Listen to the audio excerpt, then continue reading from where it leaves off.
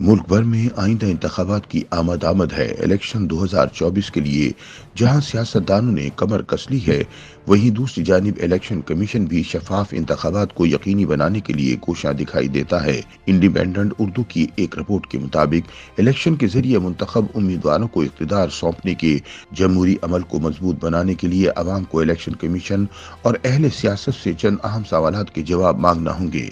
पहला सवाल यह है कि एक आम वोटर अगर कौमी और सूबाई असम्बली की तरफ एक एक हल्के में वोट दे सकता है, तो इसके वोट के जायज़ हकदार किरदार के गाजी और बेदाग बाजी वाले नाबालिगों को ये इजाज़त क्यों दी जाती है कि वो जितने हल्कों से चाहें उम्मीदवार बन जाएं।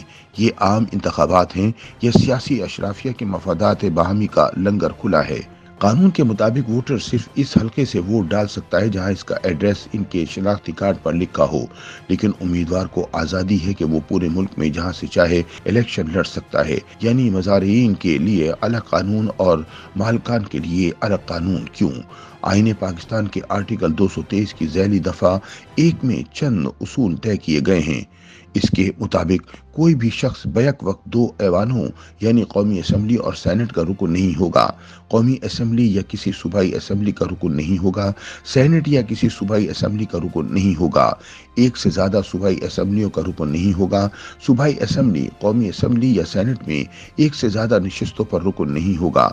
लेकिन हैरान कुन तौर पर आइन के आर्टिकल 23 की ज़ैली दफा 2 में लिखा है कि इस पाबंदी के बावजूद किसी भी शख्स को बैक वक्त 2 या इससे ज्यादा नशिस्तों पर इलेक्शन लड़ने से नहीं रोका जाएगा। इसे ये भी आज़ादी होगी कि वो बैक वक्त एक से ज्यादा ऐवानों का उम्मीदवार हो, यानी वो बैक वक्त कौमी असम्बली और सूबाई असम्बली का इलेक्शन लड़ सकता है और जितनी सीटों पर चाहे लड़ सकता है, हत्ता कि वो एक ऐवान का रुकन होते हुए भी दूसरे ऐवान की निशिस्त पर उम्मीदवार बन सकता है।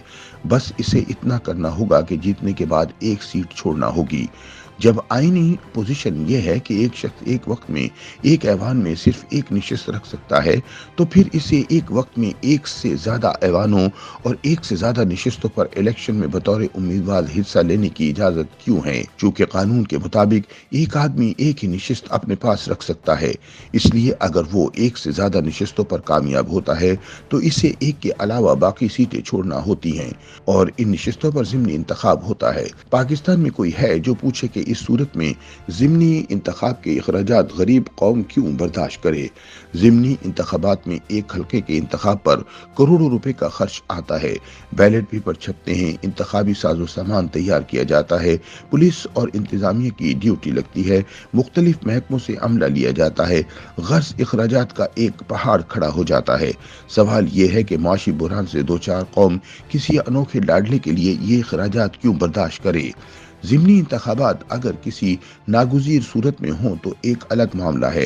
जैसे कोई हादसा हो जाए, किसी रुकन का इंतकाल हो जाए, तो मंतकी सी बात है कि वहाँ ज़िमनी इलेक्शन होगा। लेकिन अगर कोई शख्स अपनी सियासी ज़रूरत की तकमील के लिए या अपनी मकबूलियत का परचम गाड़ने के लिए एक से ज़्यादा हल्कों से इलेक्शन लड़ता है, तो इस सूरत में ज़िमनी इंतखाबात के अखराजात कौमी खजाने से क्यों लिए जाएं? इसी शख्स से क्यों न लिए जाएं? हमारे यहाँ एक लंगर खुला है।